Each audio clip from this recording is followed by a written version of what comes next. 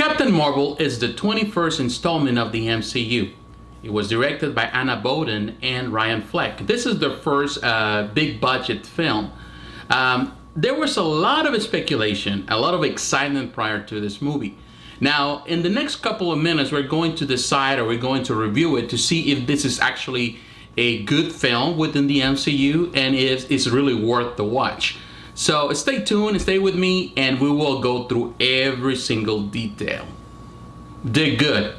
Brie Larson as Carol Danvers, it's a very good fit in my opinion. I really like her as the character. She really portrays Carol Danvers well. She's young, and also she's a bit mysterious in the film. You don't really know her past, and you're discovering it alongside her through this mysterious path. So definitely that's a big part of the film that I really enjoy. Just the fact that you're discovering with her what was her past and what is her, her powers and all of it. Samuel L. Jackson as Nick Fury is at his best. I really love him in this film. He is actually the glue that keeps the film together. In the past, of course, we have seen a lot of his persona in prior films, but he always has a more stoic persona. He is he doesn't trust people in those. He's a bit more wore out because of the world he lives in, the type of work he does. But here he is more friendlier, funnier. Of course, he's a younger version, more perhaps a bit naive in certain instances, but also more idealistic. So definitely this is the best part, I think, in my opinion, the best picture we have of Nick Fury. Lashana Lynch as Maria Rambeau is another highlight of the film. I really like her. She's a good friend of Carol. They have this bond, sister bond together, and definitely that plays well in the part. Of course, Maria Rambeau has a daughter who is Monica Rambeau, and that's another throwback for those that remember, in this case, the second Captain Marvel, who was actually Monica Rambeau. Those that know comics will definitely get a kick out of it. So definitely I like her. Maria has not only, this strong bond and the strong persona on camera, but also she has some of the most powerful lines in the movie. As usual, Marvel always knows how to bring the CGI and the action scenes together. Definitely this movie has that. It has great CGI, great After Effects. I really like the part initially in the movie when you get to see a little bit of the Kree Empire. I really like that. I would prefer to see more of it in the film, but of course this was not the case. But definitely I like that. I like that intergalactic atmosphere that was injected into the film. Of course the fights and all those scenes. Of course that's entertaining and that keeps you engaged with the film. The movie has a lot of great throwbacks and some great tunes from the late 80s and of course early 90s. And definitely that's something that kind of keeps the spirit of the film, of course, of the era, of the time. And definitely it really was enjoyable, at least for me, because I grew up in that era. I grew up in of course in the 80s and the 90s. So definitely to me that was a throwback to it. I really enjoy. So there was a lot of tunes, a lot of throwback moments, of course seeing Blockbuster, some old arcades, things like that really kind of make you laugh and kind of relax a bit because you remember when you were just a teenager. One of my favorite things of this film is that it plays homage to the memory of Stan Lee. Definitely does it, and it does it in a very respectful manner. And I really like that. I really enjoy it. Of course, we pay tribute to the man that actually was instrumental in the creation of all these characters. And definitely the movie does that. And it really is an enjoyable moment. Also, the movie has a lot of Easter eggs for comic book fans and even for MCU fans. So to me, that's a good thing because you can get a kick out of it when you catch up all these little Easter eggs, visual Easter eggs, mementos, things here and there, things that people say. I really enjoy that. Now, the bad. Of course, we already talked about the good. Now let's just get into the bad things. Brie Larson, although she is good and I love her, I really like her as Carol Danvers. she's not a comedic actress. She is a serious actress, and definitely that it's easy to actually to see on the screen, to watch on the screen, that she has a harder time to adapt into those phony moments. Definitely, it's not her trade. It's not something that she is good at. And as you know, as something within the parameters of the MCU, there's always some comedy involved. And I feel that in some parts she's not as good. She delivers on the serious moments. She's good at it. But when it comes about trying to play out a little bit the comedic side, she is not as engaging as other actors or other actresses in this actually universe have been. So definitely that's the only part that you feel a bit disappointed. It's kind of like a feeling of fish out of water. That's not actually there how she is more comfortable or where she actually delivers the better parts. The film is a bit disjointed.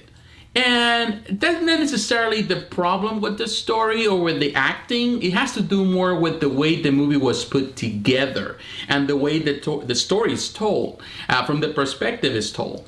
So definitely, I think that's more has to do with the direction and the inexperience of the directors. Because this couple, they're young. They have done a lot of films, indie films. They are directed towards a smaller audience, a specific demographic. And in this type of movies, you have to be kind of more expansive. You know, it has to be directed towards all types of people and in a different way that you communicate in a more broader way. And I feel that the movie failed in those attempts because everything was there. The scene was there. The acting was there. Just trying to put all the scenes together. So it felt, the flow of the movie felt a bit choppy, like a roller coaster. You know, sometimes it was slow and then it went fast and then it went back to slow. So definitely that was an issue. The movie lacks a powerful villain. And this is my biggest point of contention, and perhaps is the biggest point of contention for a lot of people. This overpowers Carol. She is really strong. She's overpowered within the parameters of this film because there's no one strong enough to challenge her. Yeah, the villains are there, but they're not powerful enough to confront her. And this also limits the way the story is told because there's nothing better to see the story of someone that against all odds is able to overcome.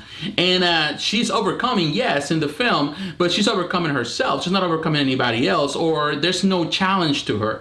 So you never felt throughout the movie that there was a sense of threat. There was no one to challenge her, and that was definitely it's something that really brought down a lot of the expectations of this film. Subsequently, this film doesn't have a strong finale. Of course, when you don't have a strong villain, of course, the flow of the movie is affected by it, and at the end of the day, there's no, the punchline or what brings the movie to that I would say crescendo, where actually everything comes to really an explosion, a conclusion that is, beyond all measure, if you can say that like that. So definitely I felt that was that. And everything, the strong finale of the lack of it is because, of course, all the troubles aforementioned. You don't have a strong villain. The way the movie is, all put together, scene by scene. So definitely all of it affects, of course, the finale. Now, the film also has another problem, and it's that it's a bit confusing. It'll throw some confusion into the mix for people that are not as familiar with the Marvel Universe or the MCU. Definitely they will find themselves confused. And it has to do with the way the Tesseract, in this case the Space Stone, was actually handled, the creation, the origins of it. There is actually a good article by IGN where they explain that, and I'm going to have that on the description so you can link to that and read it, and it kind of explains everything for those that are not experienced. But definitely it is confusing if you really haven't paid attention through all these 21 films. So definitely that is the only part where I feel that it throws confusion and adds more confusion, but that's something that is normal within the MCU. It seems that every movie they're just trying to fix whatever mistakes were made on the previous movie. And like I mentioned, although I enjoyed the music and the CGI and the effects, there are a couple of things that I didn't feel comfortable with. I feel that some of the tunes I love some of the tunes, but some of the tunes I didn't like. Not because I didn't like them, it's just because they felt out of place. They played out in some instances, in some fights, for example, where actually the song didn't even match up with the action. So I felt that that was a bad choice, and that has to do with the direction of the film. And also, in order to maintain the kind of the late 80s, early 90s vibe, some of the color scheme that was used a bit darker. So the movie lacks a little bit of color, primarily on the Kree Empire, or anything that has to do with, like any backstory or anything has to do with some throwback memories and all of that. So I feel that the colors were not as good. They were a bit muddy and a bit too dark for those scenes. So that was a choice. I think the cinematography in those times, in those areas, was not as good. In conclusion, Captain Marvel has a lot going for it. It's definitely a fun movie. However, there's a lot of areas with the film feels a bit disappointing. I feel that they could have done much or more with what they have in hand, because they have the actors, they have the CGI, they have everything going for it, but ultimately the final product doesn't deliver. That doesn't mean that the film is bad. It's actually enjoyable. I really enjoy it with my wife.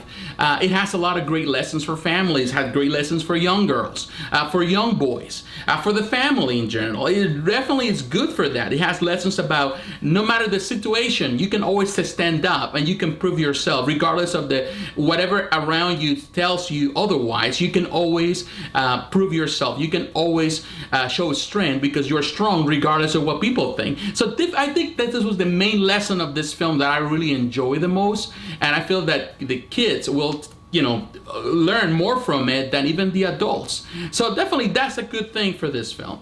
But the direction and the way that everything was put together and the scenes and some of the parts in the script definitely hurt the film overall, because it was not as strong, I would say, as Captain America or even as Thor Ragnarok. I feel that a lot of those things were missing here. So definitely, if I have to give a score to this film, I would say a 7.5 out of 10. Which means it's a very good film for, all things considered, but it's not a top contender among the rest. It's a great introduction to Captain Marvel into the MCU, but it's not the best of the bunch. So definitely that's my score, and I would like to hear your thoughts. Have you watched the film? Are you planning to watch it? I definitely recommend it. It's an enjoyable watch. It's good for the family. It has a lot of clean stuff, and definitely kids will enjoy it, but not necessarily is the best of the best. I would like to hear your opinion. Please leave your comments below. And once again, thanks for watching this video. Please follow me on Facebook, follow me on Instagram and on Twitter. All the links are down below. Consider supporting this channel. You can do that through Patreon. Every dollar you give every month, it really supports me and keeps this channel in the air. You can also support me via PayPal, or you can do it through GoFundMe. All the links are down below. So once again, thanks for watching, and stay tuned for the next review. Once again, God bless you, and I'll talk to you again. Bye-bye.